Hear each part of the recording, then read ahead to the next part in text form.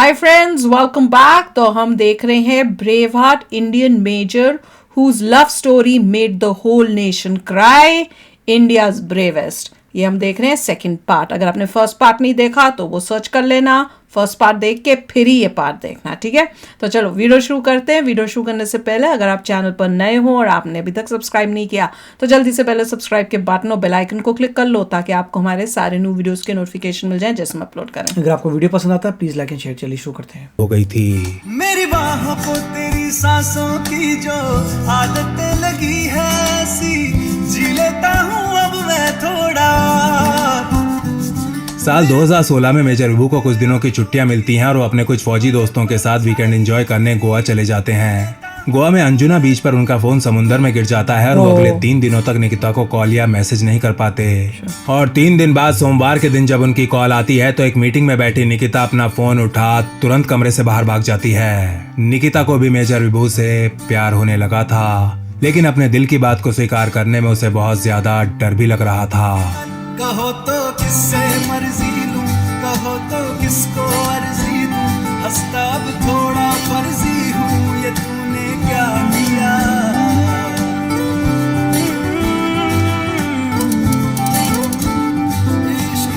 साल 2017 की गर्मियों में निकिता के चेहरे पर स्किन की एक बीमारी हो जाती है और वो बिना किसी को बताए अकेले ही डॉक्टर्स के चक्कर लगाने लगती है। इसी के चलते वो एक दोपहर दिल्ली के क्लिनिक में बैठी हुई थी। उसके चेहरे की हालत काफी ज्यादा बिगड़ चुकी थी। इसकी वजह से उसे थोड़ा डिप्रेशन हो गया था और वो आनन फानन में अपने चेहरे पर मेडिकल प्रोसीजर कराने के लिए तैयार भी हो गई थी। यह ऑपरेशन कराने के लिए निकिता क्लिनिक के बेड पर लेटी हुई थी।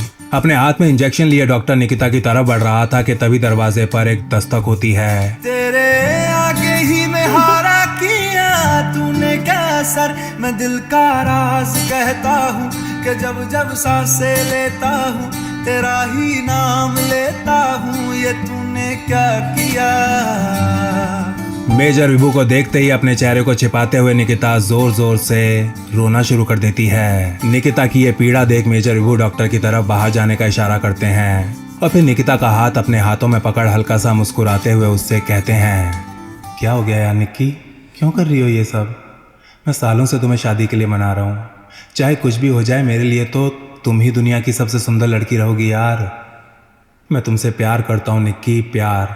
अपनी आगे की जिंदगी सिर्फ और सिर्फ तुम्हारे साथ बिताना चाहता हूँ और इसका तुम्हारे चेहरे से कोई लेना देना नहीं है। रूल है फिर तो उसको चेहरे से नहीं। रंगों से रंग मिले, नए नए ढंग खिले। इसके लगभग 1 साल बाद राष्ट्रीय राइफल्स का ये महावीर अग्नि को साक्षी मान अगले 7 जन्मों तक निकिता का साथ निभाने की शपथ ग्रहण करता है। पीहो पापी हारटे, कुहू कुहू कोयल जपे, आंगन आंगन है परियों ने घेरा।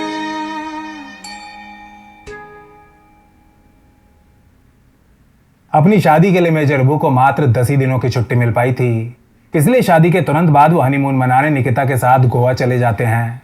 लेकिन साथ ही दोनों ये भी निर्णय करते हैं कि असली हनीमून तो लंबी छुट्टी लेके आराम से मालदीव में ही मनाया जाएगा। शादी के 8 महीने बाद मेजर विभू एक बार फिर छुट्टी पर दिल्ली आते हैं। अपनी शादी से लेकर अब तक वो दूसरी बार निकिता से मिल रहे थे। दिल्ली में रहते। इस बार उनका प्लान एकदम अचानक बना था और इसलिए निकिता को छुट्टी नहीं मिल पाई थी। आज उसकी ऑफिस में एक बहुत बड़े क्लाइंट के साथ मीटिंग भी थी और टीसीएस में बिजनेस एनालिस्ट की जॉब कर रही निकिता चाहकर भी इस मीटिंग को पोस्टपोन नहीं कर सकती थी।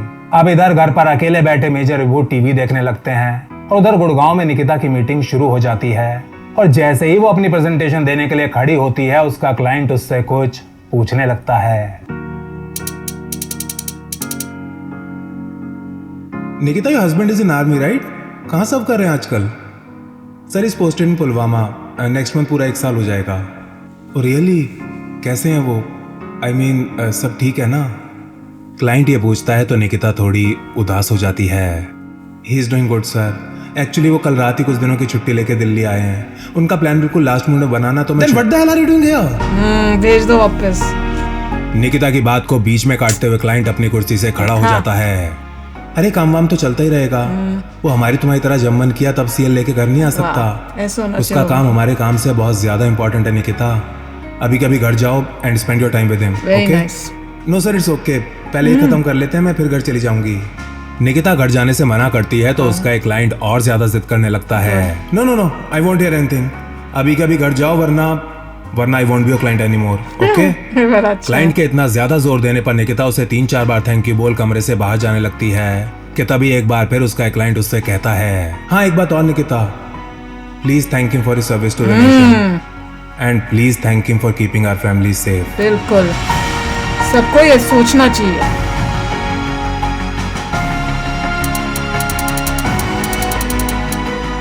दो 2018 का अंत आते आते मेजर विभू ने 55 RR के लगभग हर ऑपरेशन में हिस्सा लेना शुरू कर दिया था.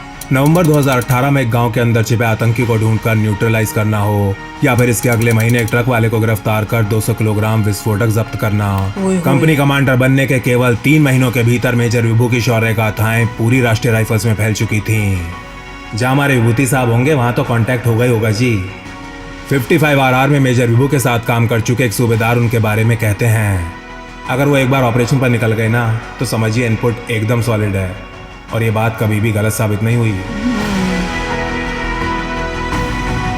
55 RR में आने के बाद 2 चीजें मेजर विभू के साथ आज तक नहीं हुई थी. एक, उनका इंटेलिजेंस इनपुट कभी गलत नहीं निकला था और दूसरा, वो किसी भी ऑपरेशन से आज तक खाली हाथ वापस नहीं आए थे.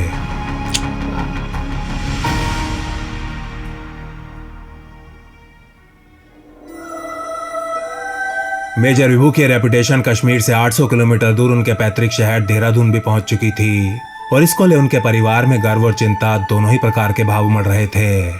यार हर बार तुम्हारे अंदर जाना जरूरी है क्या? मैं बस इतना कह रही हूँ विभू कि अब तुम अकेले नहीं हो, इसलिए थोड़ा देख के क्या करो ये सब. आमतौर पर शांत रहने वाले मेजर विभू जब एक बार फिर निकिता से सुनते हैं तो इस बार उन्हें हल्का सा गुस्सा आ ही जाता है. निकी यार एक बात बता, मैं कंपनी कमांडर होके भी अगर अंदर नहीं जाऊंगा तो साला जाएगा कौन? जो मेरे पीछे हैं वो जाएंगे. यार अगर मैं ही पीछे हो गया तो मेरे बंदों का, मेरी टीम का हौसला कौन बढ़ाएगा? ये मरना वरना क्या है यार, मरना तो सबको है ना एक दिन, लेकिन साला शर्मिंदगी से मरने से अच्छा है कि ईश्वर ऐसी ही मौत दे. कल को लोग जब ये बोलेंगे कि देखो साला कितना बड़ा भगोड़ा था, अपनी टीम को मौत के मुंह में छोड़ के खुद पीछे हो गया, तब कैसा लगेगा तुम्हें? बेबी शर्म आएगी तुम्हें मेरे ऊपर, शर्म.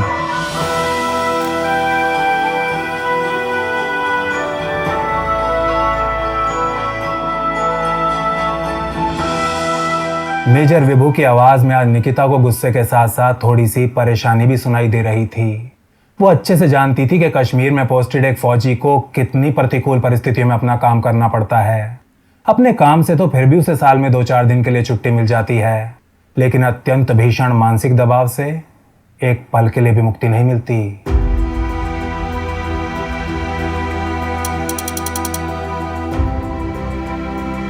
सीआरपीएफ के ऊपर हुए उस कायरतापूर्ण हमले को पूरे 2 दिन बीत चुके थे.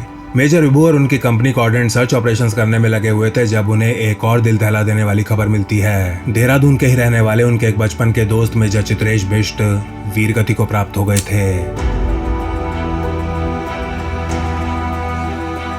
आज दोपहर 3 बजे एलओसी के पास नौशहरा सेक्टर में एक आईडी को डिफ्यूज करते समय विस्फोट हो गया था और मेजर बिष्ट ने मौके पर ही अपने प्राण त्याग दिए थे. फरवरी के इस मनहूस महीने में मेजर विभूति को मिलने वाली ये पहली बुरी खबर नहीं थी. महीने की शुरुआत में बेंगलुरु के एचएएल एयरपोर्ट से टेक ऑफ करते समय एक मिराज 2000 फाइटर जेट क्रैश कर गया था और आईएएफ के 2 युवा pilot squadron leader Sameer Abrol और स्क्वाड्रन लीडर सिद्धार्थ नेगी वीरगति को प्राप्त हो गए थे. स्क्वाड्रन लीडर नेगी देहरादून में मेजर विभू के क्लासमेट हुआ करते थे और उनके लंगोटिया यार भी. इस समय निकिता एक हफ्ते की छुट्टी पर देहरादून अपनी ससुराल आई हुई थी. वो इन दोनों हादसों के बारे में जानती थी और मेजर विभू की मानसिक स्थिति को ले काफी ज्यादा परेशान चल रही थी. 16 फरवरी 2019 की रात मेजर विभू अपने घर फोन करते हैं और थोड़ी देर अपनी मां श्रीमती सरोज से बात करने के बाद वो निकिता को फोन देने के लिए कहते हैं, निक्की देखो प्लीज गुस्सा मत करना और मेरी बात को ध्यान से सुनना. मेजर विभू की आवाज में इतनी ज्यादा गंभीरता सुन निकिता के चेहरे का रंग पीला पड़ने लगता है. क्या हो गया विभू? एवरीथिंग इज ऑल राइट ना बेबी? हाँ सब ठीक है, बस आज तुम मुझे वचन दो कि अगर कभी मुझे कुछ हो गया तो तुम अपनी ज़िंदगी जीना बंद नहीं करोगी.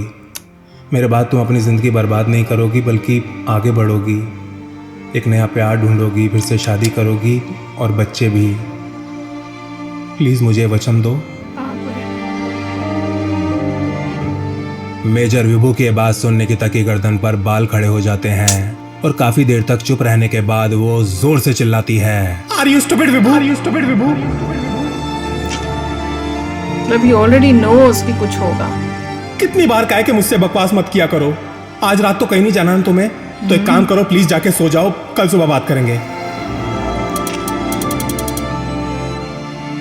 17 फरवरी 2019 को रात के 10 बज चुके थे। निकिता को अगली सुबह दिल्ली की ट्रेन पकड़नी थी और इसीलिए वो थोड़ा जल्दी सो गई थी। उसे बिस्तर पर लेटे कोई 2 घंटे हुए थे कि तभी उसके फोन पर मेजर विभू की वीडियो कॉल आती है। I am missing your lot Nikki, बहुत याद आ रही है यार तुम्हारी। अपने फोन की स्क्रीन पर धुंधले से वीडियो को देखते ही निक्की समझ जाती है कि उसके पति ने फील्ड वाली यूनिफॉर्म पहनी हुई है। कहीं जाना है क्या? मैं भी तुम्हें बहुत मिस कर रही हूँ बेबी, सब ठीक तो है ना?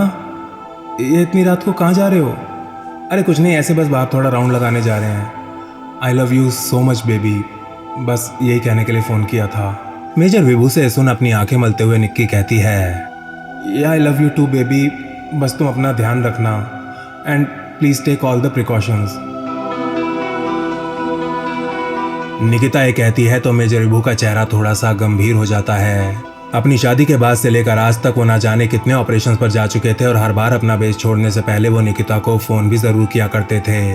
लेकिन आज की रात वो निकिता से जो कहते हैं वो आज से पहले उन्होंने कभी नहीं कहा था। निक्की बेबी, हमेशा अपना ध्यान रखना और मम्मी पापा का भी, ओके?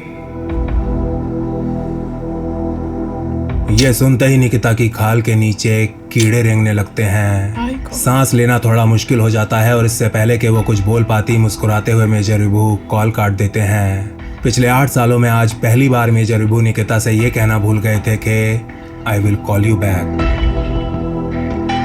इस कॉल के बाद निकिता दोबारा सोने का प्रयास करती है लेकिन उसे नींद नहीं आती। 15 मिनट तक करवटें बदलने के बाद वो अपना फोन उठाती है और एक बार फिर मेजर विभू का नंबर डायल कर देती है। हाँ निक्की, क्या हुआ? सब ठीक तो है ना? आई love you Vibhu and I am really scared baby. Nikita की रुंधी हुई आवाज सुन मेजर विभू उसका हौसला बढ़ाने में लग जाते हैं। निक्की, तुम्हें पता है मैं हर ऑपरेशन पर जाने से पहले क्या करता हूँ? मैं अपना फ़ोन निकाल के सबसे पहले माँ की फ़ोटो देखता हूँ और फिर तुम्हारी। अब तुम ही ऐसे डरोगी तो मुझे कौन हिम्मत देगा मेरी झांसी की रानी। चल अब थोड़ा हंस के दिखा। अरे हंस भी दे, हंसना। मेजर विभू की बात पूरी होने से पहले ही निकिता की आंखों से आंसुओं की धाराएं बहने लगती हैं। अगर कभी मैंने तुम्हारी फोटो नहीं देखी और मुझे कुछ हो गया तो बाबा यहीं भूत बन के भटकता रहूंगा, मुक्ति नहीं मिलेगी मुझे। और वैसे भी वो इमोशन में आके तुम्हारे साथ 7 जन्मों तक रहने की कसम जो खा ली है, अब निभानी तो पड़ेगी ना। कुछ नहीं होगा मुझे, चलो अब सो जाओ वरना सुबह तुम्हारी ट्रेन में सो जाएगी। I will call you in the morning.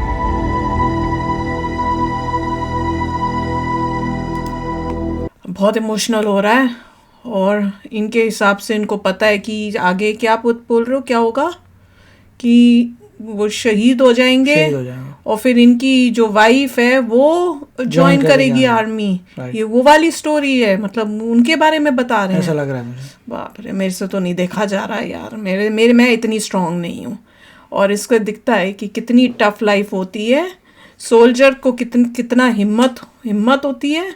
उनको पता है किसी भी दिन जो है हमारा मतलब भगवान जी बुला सकते हैं। और जो फैमिली है, वाइफ है, उसको देखो, उसकी लाइफ हर सेकंड वो भी डरती रहेगी, उसको फिक्र रहती है। बाप रे, वेरी टफ। और वो देश की सेवा के लिए निकले हैं और ऐसा नहीं कि इसने फोर्स किया हुआ है, उनका दिल से था कि अपने देश के लिए करना है। और वही पुलवामा का वो बता रहे हैं, इसको सुन के तो और गुस्सा आ रहा है पाकिस्तान पे कि ये करते हैं ये हमारे लोगों के साथ। और हमारे लोग देखो पाकिस्तान प्रेमी, देख रहे हो कितने हैं, कितना पाकिस्तान प्रेम जाग रहा है लोगों के अंदर। बड़ा गुस्सा आ रहा है अभी तो मेरे को, मैं तो बहुत इमोशनल हो गई हूँ यार। नहीं, बहुत अच्छी बात है। देखिए बहुत अच्छा बनाया है इन्होंने वीडियो, बहुत ही अच्छे तरीके से दिखाया है, अच्छी फीलिंग्स लाने के लिए कि सबको जो है सैक्रिफाइस की फीलिंग आपने देश के लिए और importance of soldiers, importance of army, navy, air force का लोगों को पता लगे कि कैसे उनका डेडिकेशन है कंट्री के लिए। अगर मतलब आर्मी, नेवी और एयरफोर्स ही नहीं होगी तो देश ही नहीं होगा। बिल्कुल। वो ये लोगों को समझना चाहिए कॉन्सेप्ट की सारी, जैसे मैंने पहले भी कहा था, सारी जॉब्स सेम नहीं होती। कुछ जॉब जो होती हैं बहुत क्रिटिकल होती हैं, ये एक है कि देश की प्रोटेक्शन कर रहे हैं, अगर वही नहीं है तो देश नहीं है। और लोगों को जो है बहुत ही, आप कह सकते हैं कि आदर सत्कार करना चाहिए जब भी देखें ऐसे डेडिकेटेड देशवासियों के। बिल्कुल बिल्कुल। चलो आप भी शेयर करना अपने थॉट्स। चलते हैं, मिलेंगे नेक्स्ट वीडियो में बहुत ही जल्द। Till then take care and bye bye. तो अगर आप मेरे इस चैनल पे नए हो तो जल्दी से सब्सक्राइब के बटन को हिट करो और बेल आइकन को क्लिक करो ताकि आपको मेरा जब नया वीडियो मैं लगाऊं आपको उसके बारे में जल्दी से पता चल जाए।